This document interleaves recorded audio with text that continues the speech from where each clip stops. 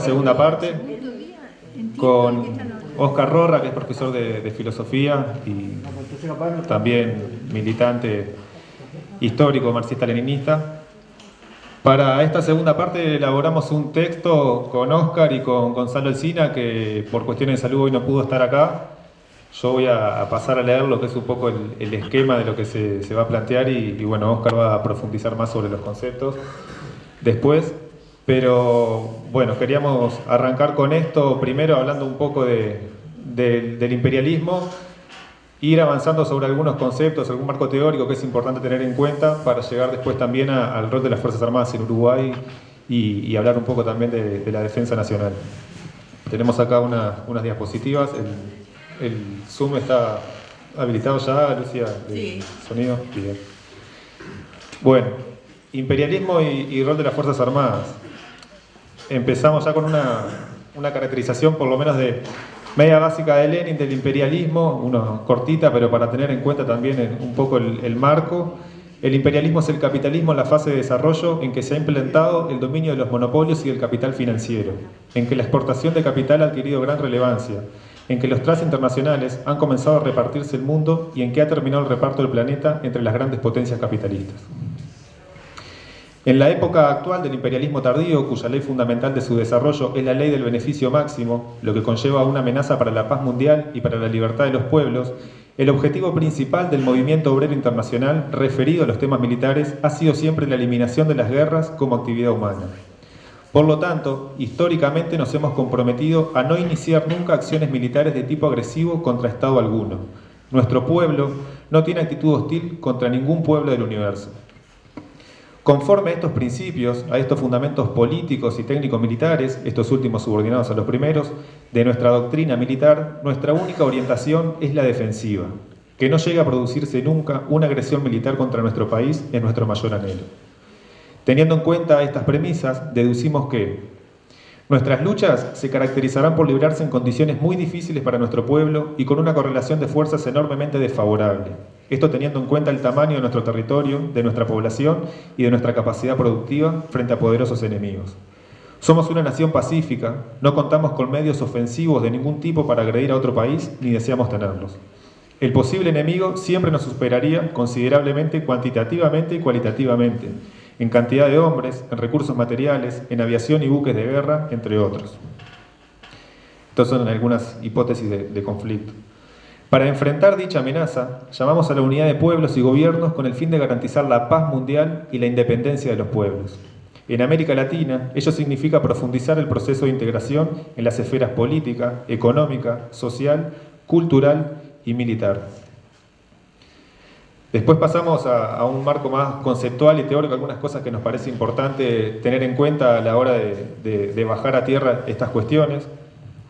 Y empezamos primero con el origen del Estado, que es también una frase de Lenin, de un estudio que hizo él sobre el origen del Estado hasta la actualidad, y plantea que cuando apareció la esclavitud, cuando una clase determinada de hombres, al concentrarse en las formas más rudimentarias del trabajo agrícola, pudo producir cierto excedente, y cuando este excedente no resultó absolutamente necesario para la más mísera existencia del esclavo y pasó a manos del propietario de esclavos, cuando de este modo quedó asegurada la existencia de la clase de los propietarios de esclavos, entonces, para que ésta pudiera afianzarse, era necesario que apareciera un Estado.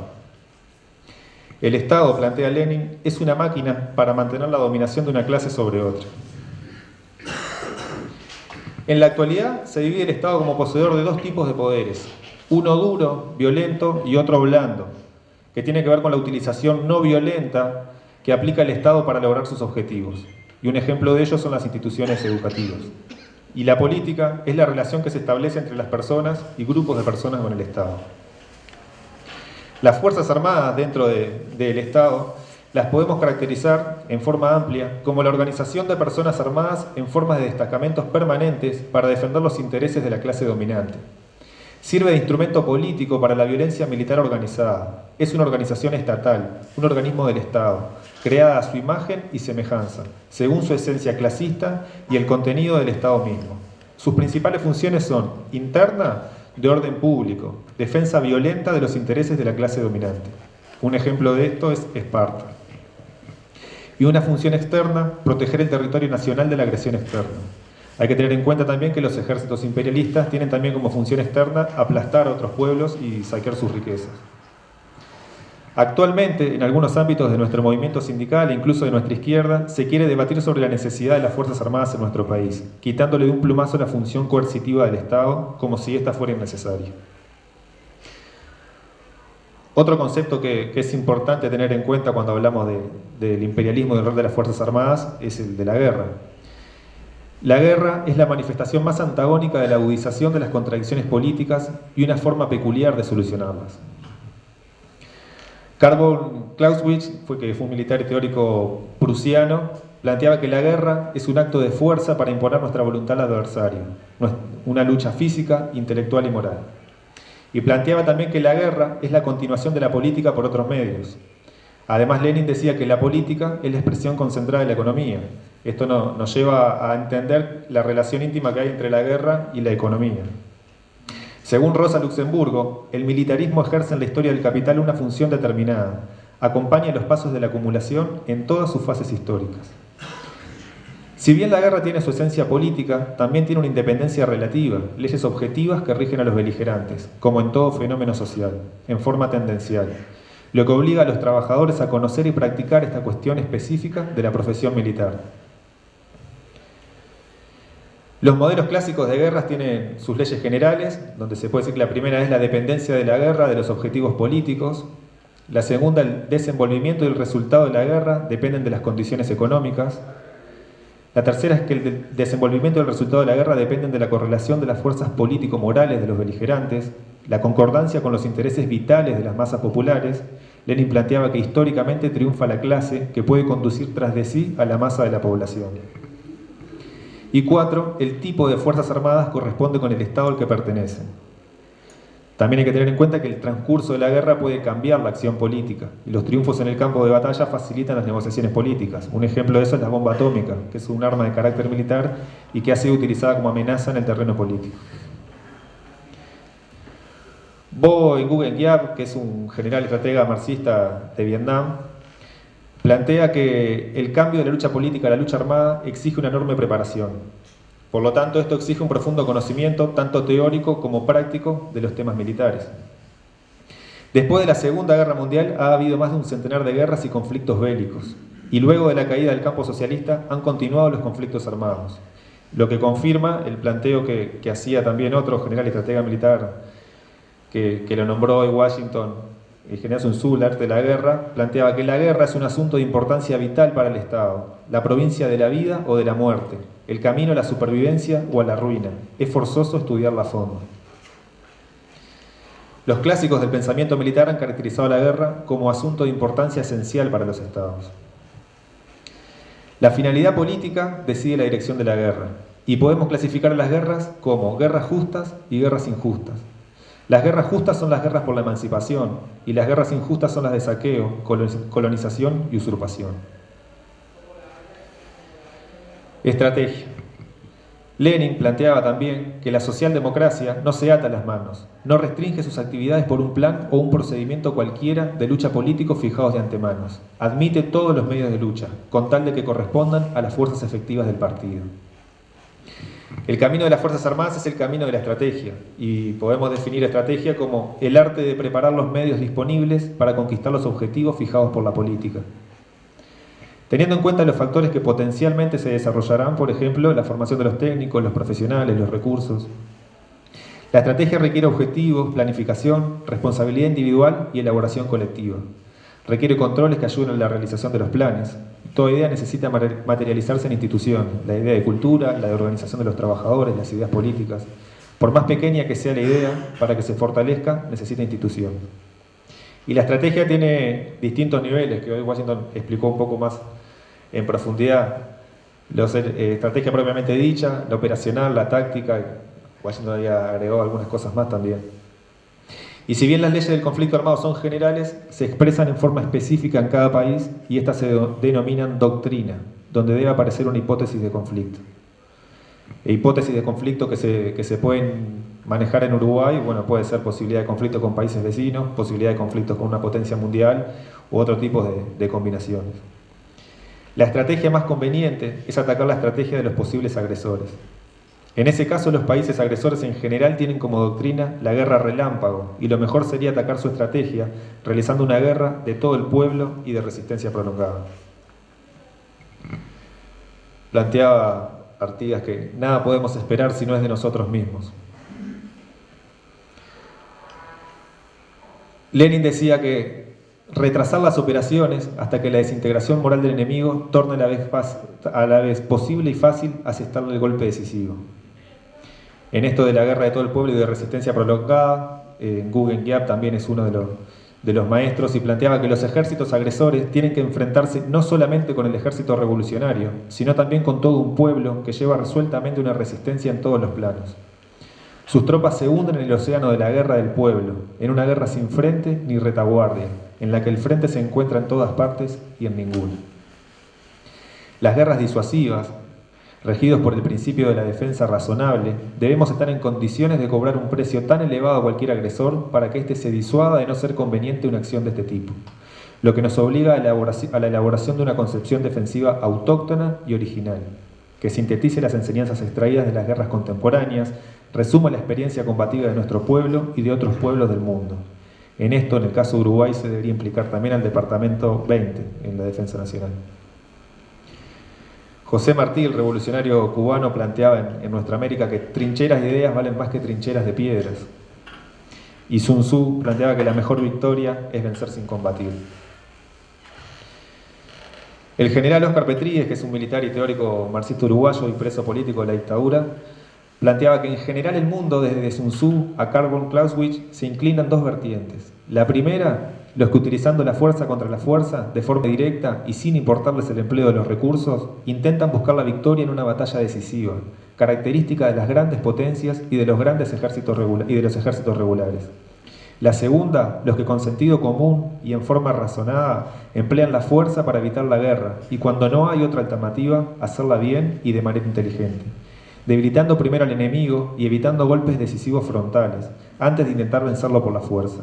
Eso es lo característico de un ejército como el nuestro, integrado por el pueblo.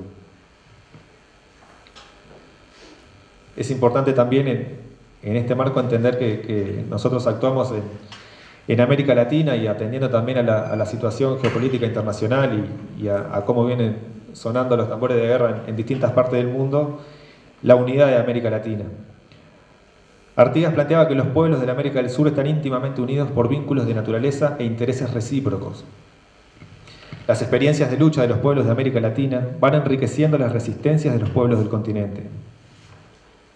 Ejemplos de ello son el Quilombo de los Palmares, la Revolución de Haití, las revoluciones libertadoras, la artiguista, la cubana, la Columna Prestes, la Revolución Mexicana, la sandinista, las resistencias a las dictaduras, las luchas de los pueblos originarios y un largo etcétera.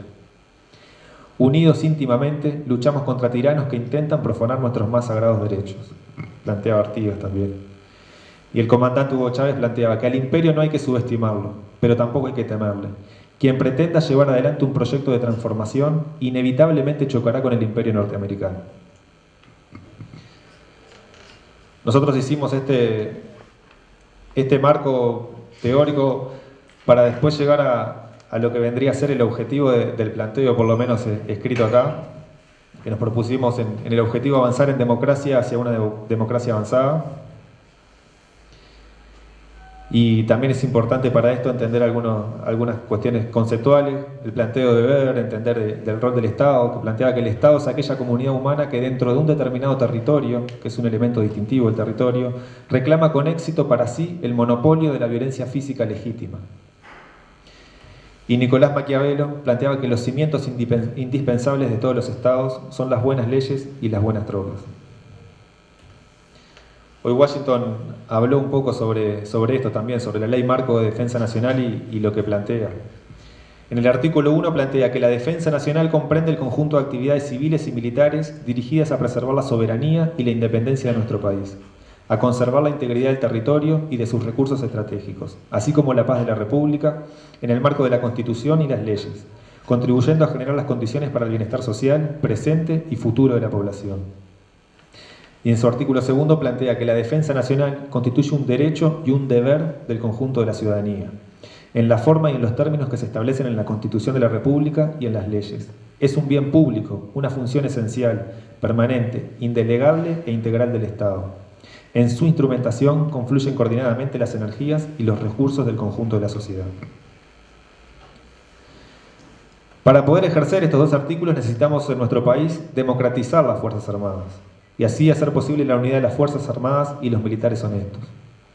Para ello se hace imprescindible las medidas de depuración, reeducación y diálogo permanente de las Fuerzas Armadas con la población organizada en los sindicatos, en la academia, en las cooperativas y en todas las organizaciones en que se manifiesta el potencial de nuestra ciudadanía. Es imprescindible que se supere la doctrina de la seguridad nacional promovida por el capital financiero internacional y el imperialismo, y para ello, para superar dichos antagonismos, debe haber verdad y justicia. Rodney Arismendi planteaba que no ganamos nada con decir que todos los militares son culpables, porque al mismo tiempo que decimos eso, estamos regalando al fascismo cantidad de militares y cerrándoles los oídos ante nuestra palabra. Hay que tener una política hacia las Fuerzas Armadas y la defensa nacional, como lo enseñó Lenin y muchas revoluciones del mundo. Hay que aislar a los fascistas, hay que redemocratizar las Fuerzas Armadas y hay que hacerse entender. Esto lo decía en el Popular el 17 de julio de 1986. Hasta acá fue el material escrito que elaboramos para presentar y para que después lo vamos a entregar. Tenemos impreso y lo vamos a mandar también por mail. Y bueno, ahora la idea es que Óscar profundice algún concepto más y que se abra también la discusión. Sé que hay gente que quiere hacer preguntas o planteos y que bueno, se pueda generar también un intercambio sobre esto.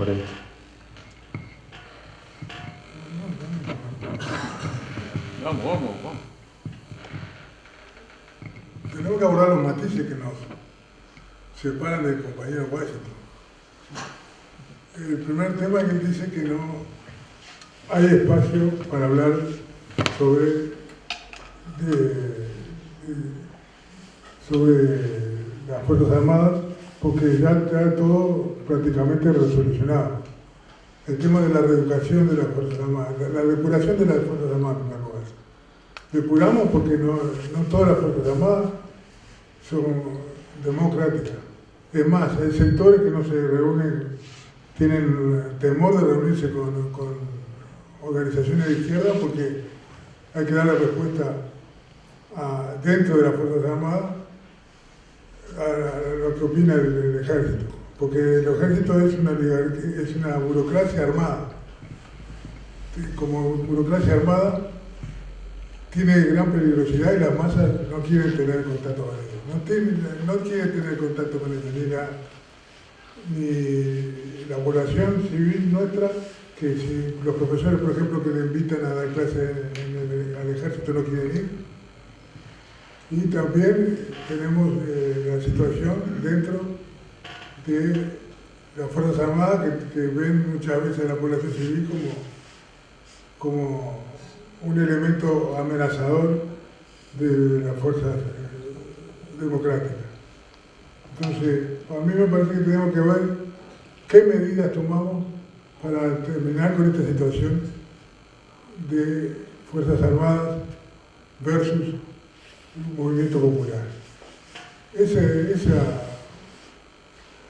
reeducación la tenemos en primer lugar que en el acondicionamiento de la educación dentro de la Fuerza Armada. En primer lugar, quisiéramos plantearnos que mientras haya desaparecido y no haya verdad y justicia, no puede haber confianza para trabajar comunamente con la Fuerza Armada. Entonces, el primer problema que tenemos que resolver es el problema de la depuración en la aplicación en la arena nacional que triunfa la verdad y la justicia. Ese es el elemento sustancial que tenemos que trabajar todo el pueblo en ese. El segundo, el problema de la reeducación. El problema de la educación es que toda educación tiene dos aspectos. Uno, que enseña destrezas. Por ejemplo, cuando alguien va a estudiar matemáticas, idioma o quien sea, es bastante parecido para toda parte del mundo. Lo que aprenden las Fuerzas Armadas en el ejército nuestro es la misma que aprende, o casi la misma que aprende en cualquier otra parte del mundo. Cuando no, además de esto, hay una segunda etapa de educación, que es la educación propiamente dicha, que es cuando educamos en los factores ideológicos. Por ejemplo, qué es la patria, qué es la justicia, qué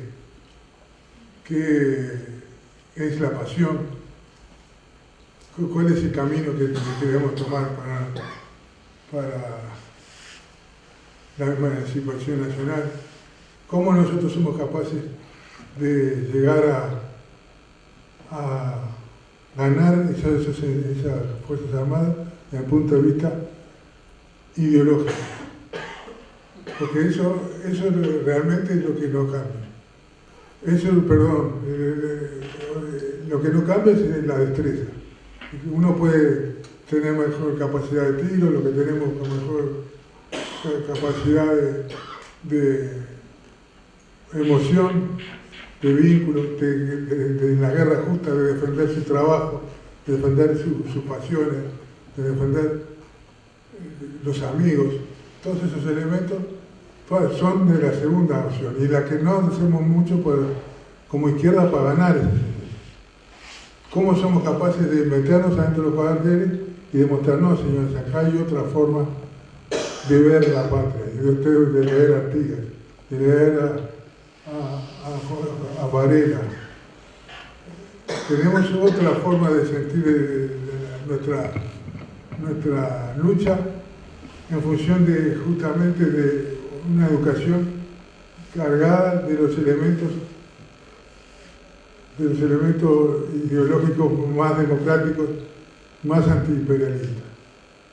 Entonces ese es el problema fundamental que nosotros pensamos que arrancar del eslabón principal en manos de la derecha y del imperialismo es parte fundamental de nuestra lucha.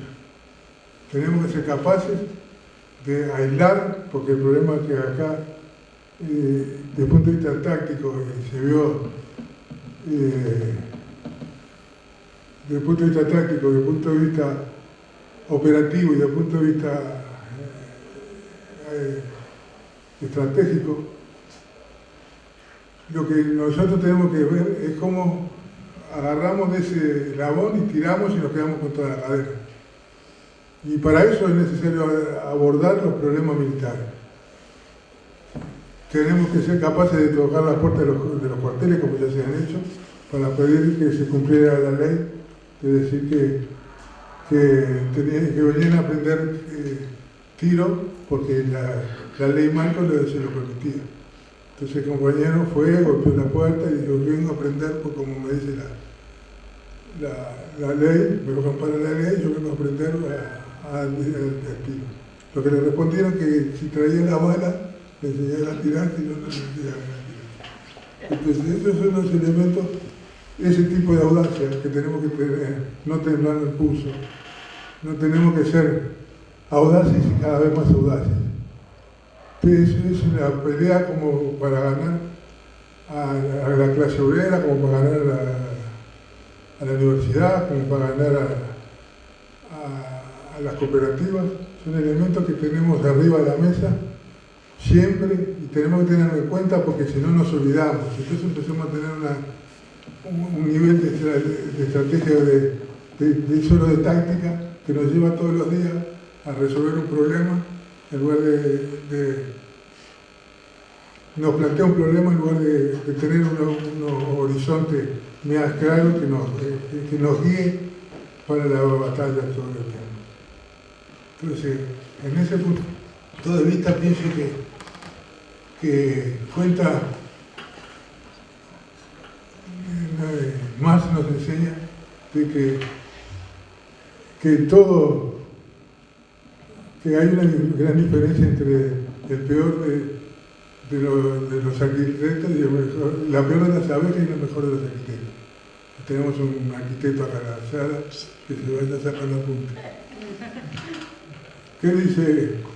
¿Qué quiere decir eso? ¿Cuál es esa diferencia? La diferencia nos indica de que la diferencia que había entre el arquitecto y la abeja es que el arquitecto siempre, por más malo que sea, tiene un plan en su cabeza. ¿No? Por ejemplo, por venir acá, llegar a una hora, sacamos, ayer veíamos la ropa que íbamos a poner, a qué hora tengo que levantar, etc. Tenemos todo un plan para alcanzar al objetivo que teníamos. ¿Estamos de acuerdo con eso? Bien, entonces, cuando nosotros queremos hacer algo como revolucionar el mundo, como emanciparlo, no podemos tener menos preocupación que lo que tiene la abeja y el arquitecto. Entonces tenemos que tener en cuenta siempre los problemas que hacen a la planificación. Para ver la planificación, yo pienso que lo fundamental es ir de lo general a lo particular. Si vamos de lo general, vamos, por ejemplo, ¿qué significa democratizar a las Fuerzas Armadas? Bueno, decimos que tiene que ver con el tema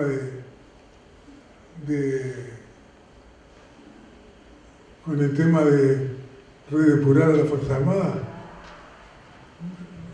Entonces tenemos que ver qué medidas vamos a tomar, quién va a ser el responsable de eso, quién va a hacerse responsable ideológicamente de lo que estamos haciendo, pero no operativamente. O sea, que hay alguien que se comprometió en hacer algo, llegar en hora, por ejemplo, y no lo hace. Entonces el control no dice nada. Entonces nadie ve el control como un elemento de ayuda para orientarnos en lo que queremos alcanzar un objetivo. Entonces, ese es un elemento. El otro elemento, cómo cambiamos, cómo reeducamos las Fuerzas Armadas, insistimos, pasa por insistir en los temas, en los temas ideológicos, gracias. Entonces, el tema es ideológico. Y para eso no podemos regalar a Artigas, no podemos regalar a Varela, no podemos desechar la influencia que tiene en las Fuerzas Armadas ciertos autores. Por ejemplo, nosotros pensamos que si nombramos a Prestes en ese... ¿Usted sabe cómo se llama la playa que está en Río de Janeiro, en la academia militar? ¿Ustedes lo saben? Si yo le digo playa vermelha, ¿qué quiere decir? Playa roja. Playa roja. ¿Y sabe lo que era ese color rojo? De los muertos que se habían insurreccionado contra el gobierno el gobierno brasilero, habían teñido de sangre la playa. Entonces quedó para el siglo de los siglos que ahí estaban los caídos en el levantamiento de Prestes. Entonces, esos elementos pienso que tienen que ser patrimonio de cada uno, no solo de organizaciones con nombre y apellido, que nosotros siempre decimos que una teoría sin ser afirmada por una organización es como el papel mojado, no sirve para mucho. Entonces ese problema es cómo planificamos a largo plazo, para llegar a ese largo plazo, cuáles son los caminos operacionales que debemos transcurrir, y eso entonces se va a poner en tema de juicio cada vez que nos levantamos y pensamos en cómo transformar la realidad. Yo creo que la única forma de conocer la realidad pasa por transformarlo. Bueno, muchas gracias. Gracias, sí.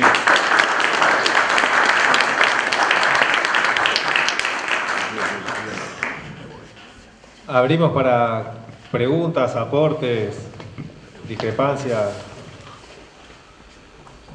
No sé si alguien quiere hacer algún planteo, alguna pregunta.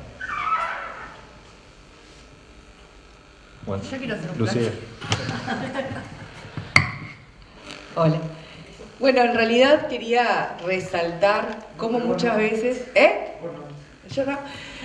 Cómo muchas veces hablamos de revolución y de ideas y un montón de cosas, pero no lo bajamos a la práctica, ¿no? Cómo nos quedamos en la épica o nos quedamos en el idealismo de hablar de una idea, pero justamente lo que estamos tratando con este espacio, con estas instancias, es de pensar cómo hacerlo, lo práctico, plantear el problema práctico de la transformación de la realidad. Y una de las cosas importantes, y que para mi generación es difícil, porque para nosotros todos los milicos son golpistas, en nuestra cabeza, ¿no? Después yo vi el video de Giselle, que está acá la hija de Preste, ese camarada que mencionaban, de Petrides, perdón, ya se me confundió. Y comentaba cómo había muchos militares que habían sido, bueno, muchos soldados que habían sido también torturados, y había militares que habían luchado contra la dictadura, que se habían opuesto, ¿no? a ese rol. Y cómo es necesario conocer esa historia, pero también tenerlo para adelante, porque si nosotros mañana hacemos un proceso de transformación, nosotros no podemos tener un ejército de ocupación acá. Necesitamos tener un ejército nacional que defienda los intereses de la nación y que acompañe el proceso de democratización del pueblo. Y por mucho tiempo se ha planteado que una de las cosas que se plantea incluso de por qué se instaló la doctrina de la seguridad nacional fue porque los elencos políticos de América Latina no le daban bolilla al tema militar. Entonces se fue delegando también la formación de los ejércitos, y en Estados Unidos, en su doctrina, hubo instituciones en donde mandamos a nuestros soldados a aprender a torturar al pueblo. Entonces, esa indiferencia, esa desidia y poco apego del elenco político, por lo menos eso deberíamos trabajarlo. La formación democrática del ejército es fundamental. No puede ser que tengan un mundo aparte, una justicia aparte, una educación aparte. No, eso tenemos que pensarlo para la próxima que viene, esperemos, próximo periodo de gobierno, ojalá, y sobre todo para seguir avanzando en el tema de la memoria, en el tema de la verdad, y fundamentalmente en la defensa de un proceso de transformación, que es lo que nosotros queremos llegar, a lo que queremos llegar, porque el que piense que eso va a pasar porque vamos a votar y nada más, está muy equivocado, y la historia de América Latina nos lo muestra. Entonces, me parece muy importante, y muchas gracias a Oscar y a Washington también por venir a traer estos temas que muy pocas veces discutimos nosotros como militantes y que son fundamentales.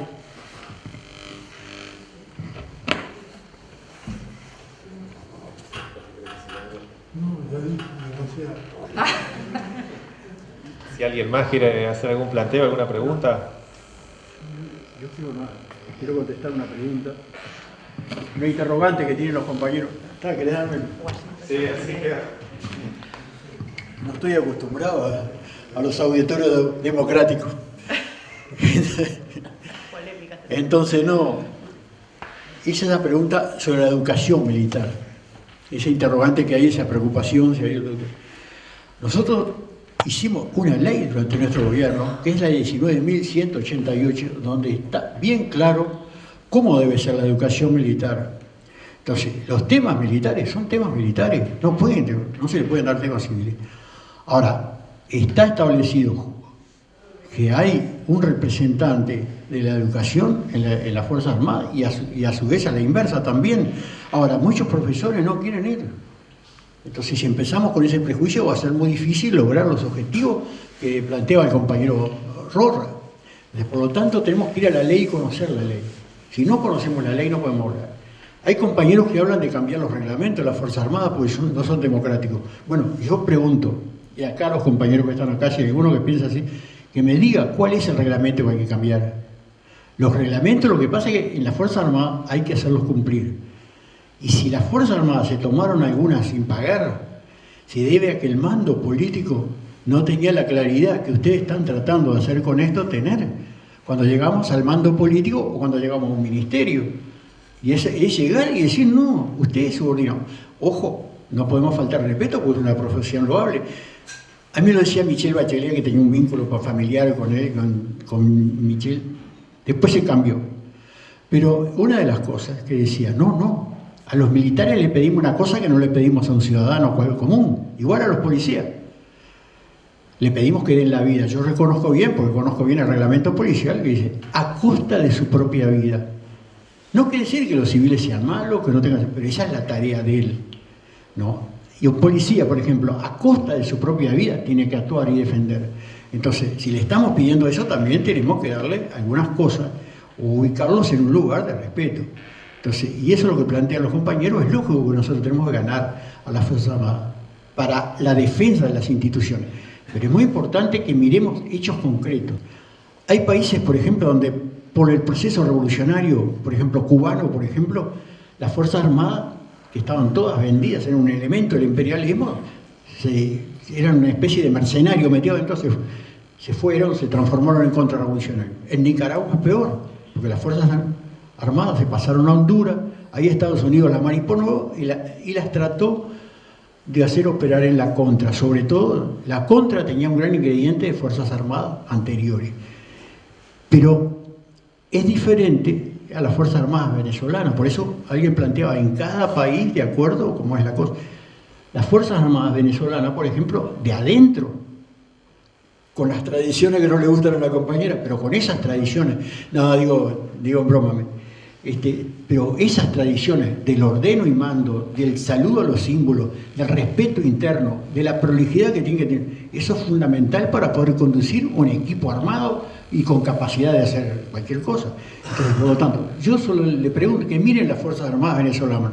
Son muchos más rituales que las que tienen estas de acá. Sable, esto, lo otro, pero son cosas necesarias para mantener ese equipo. Yo no sé si acá hay religiosos, pero ustedes saben que la iglesia tiene una cantidad de rituales que los religiosos tienen que respetarlos. Yo no soy religioso, no, los respeto igual si dentro de una iglesia, pero esas son las reglas que existen. Y por lo tanto, en la vida militar es así. Es un tema aparte, pero quiero dejar claro que hay leyes. Termino, perdón que me estoy tomando pero me gusta el tema, ahora me gusta. Entonces, ¿cuál es el tema? Por ejemplo, cuando se habla de la justicia militar, ¿no? Hicimos una ley, el artículo 27 de la ley de 19.000, esa 650, la que acabamos de nombrar, esa ley habla del artículo 27, dice clarito, la justicia militar es para los delitos militares. Y solamente los militares podemos o pueden cumplir delitos militares. Porque, por ejemplo, la deserción en la vida común, un ciudadano, pues se fue del trabajo, no lo podemos echar preso. Pero un militar sí. Porque justamente hay una gran responsabilidad detrás del que abandona el polvorín.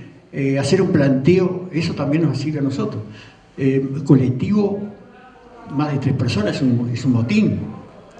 ¿Pero por qué? Porque si no, mañana se juntan y dicen, sí, cuando están en contra de este gobierno, bueno, pero si es nuestro gobierno, ¿qué pasa si se juntan 4 milicos y dicen, no, este gobierno lo queremos y no tienen? Entonces, por esa razón, deben de existir esas cosas. Y la justicia militar es para los delitos militares. Los delitos civiles en el Uruguay los juzga la justicia civil. Cualquier otro delito que cometa un milico es un delito civil. Robo, violación, todas esas cosas que pasan, porque el milico es un ser humano también como todos los demás. Entonces, pero todo eso va directamente a la justicia. Inclusive los derechos humanos, por eso deben ser juzgados por la justicia civil, ¿no? Y eso es fundamental. Y yo creo pero que depende mucho del mando político y que el mando político tenga claro que son subordinados y que hay una ley. Si no la quieren cumplir, bueno, entonces nos vamos, dejamos el gobierno a otro. Porque no quiere, milico no quiere. No, compañero, yo creo que en eso tenemos que ser claros para el próximo gobierno. Terminé, muchas gracias por... Terminé esto. Ahí pregunto. Sí, estaba Diego y me paso. Sí, buen día a todas y todos. Saludar antes que nada la jornada, me parece que está muy bueno con estos temas de debate. Son temas que la izquierda ha dejado a veces discutir al mismo tiempo, que es discutir la actualidad de la revolución como un hecho central a la hora de pensar la política.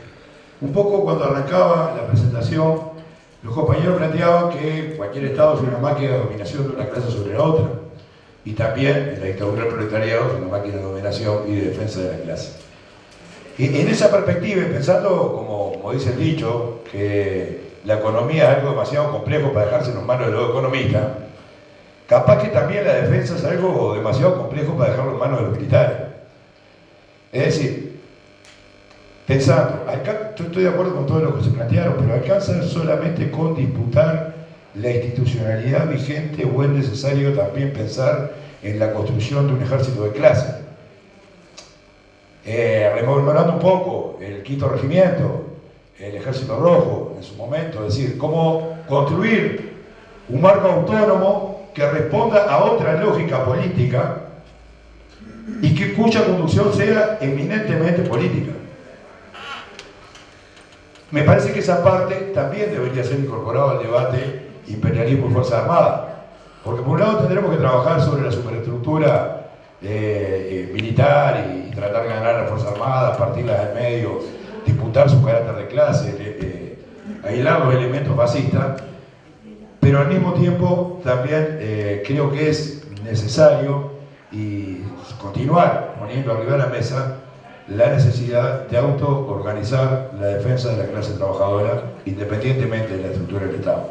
Digo, lo planteaba como un elemento que me parece que debería ser también incorporado al debate, la construcción autónoma de un ejército popular de clase.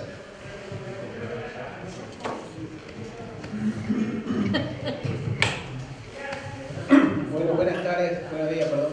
Quería preguntar un poco a los compañeros que están más en el tema militar si podían contar, sobre todo Washington, que recién le había preguntado algunas cosas, con respecto, por ejemplo, al caso de Allende y Pinochet, si podríamos verlo desde la óptica de lo que estamos tratando, un poquito así, abuelo de pájaro, digamos. Gracias.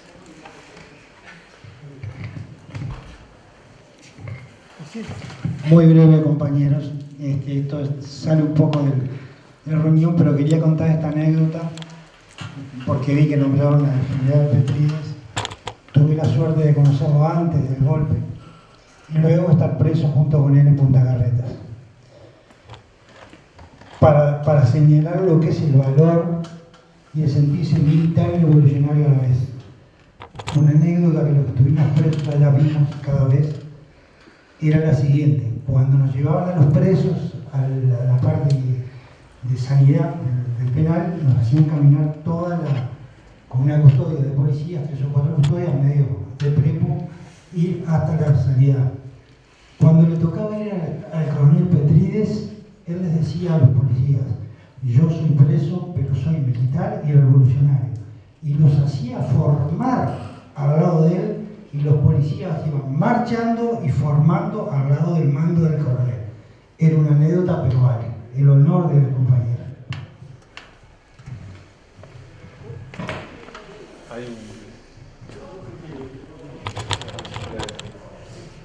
La respuesta a la pregunta del ejército revolucionario. Todos compartimos eso, pero ¿quién lo hace? ¿Cuáles son las reglas? ¿Cómo?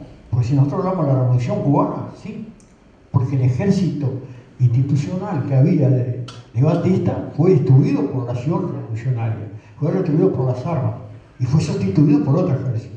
En Nicaragua pasó lo mismo, porque el ejército, más que nada una Guardia Nacional que era el servicio de Estados Unidos, estaba metida, además recibía las órdenes directas de Estados Unidos.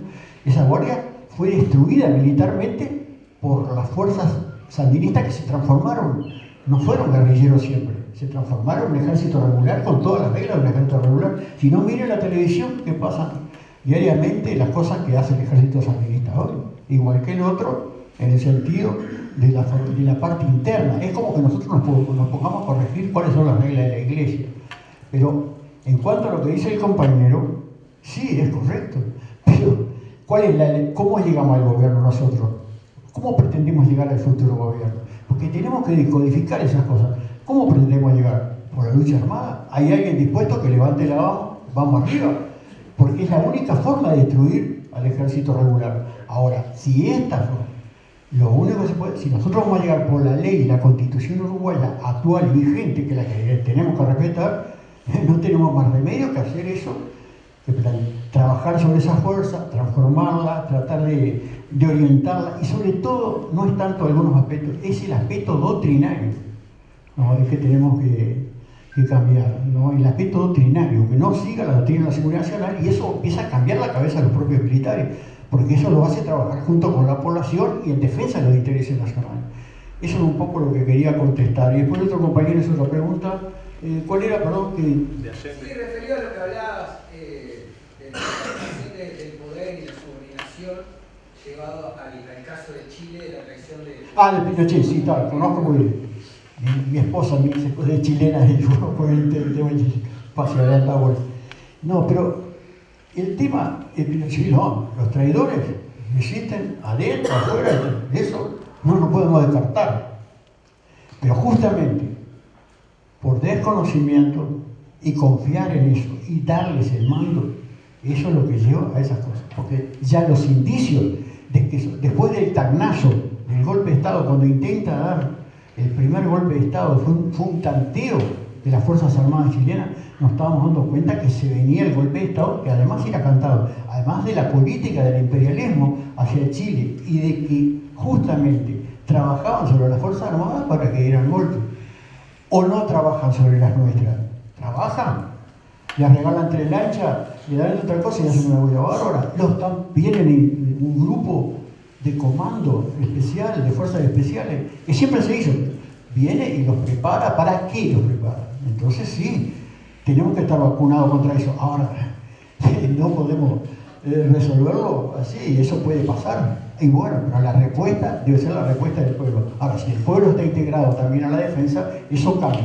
Porque uno de los respaldos que tienen las Fuerzas Armadas venezolanas fundamental es casi 1 millón de milicianos, de ciudadanos armados dentro de las milicias populares, que son un respaldo. Se rigen por los mismos reglamentos de las Fuerzas Armadas, pero es un respaldo que tienen.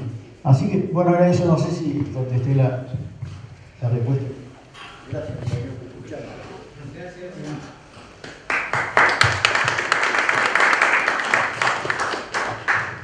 Bueno, si no hay nadie más, damos cierre a la instancia de hoy. Muchas gracias a todos y todas por participar, y el sábado que viene seguimos con Alexis Capobianco analizando el pensamiento de Lenin.